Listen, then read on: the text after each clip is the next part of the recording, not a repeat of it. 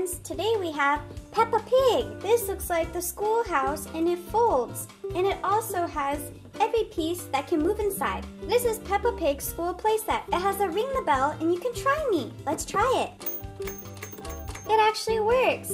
And now it's introducing Zoe Zebra and Madame Gazelle. Let's look at the back.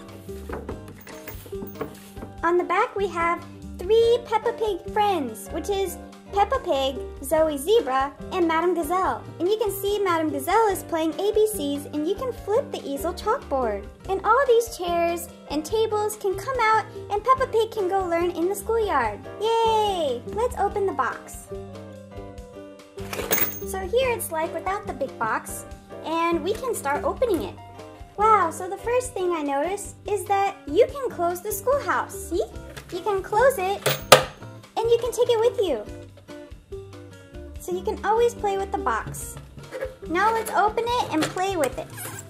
So here we have, of course, Peppa Pig, and she has her ABC and red shirt.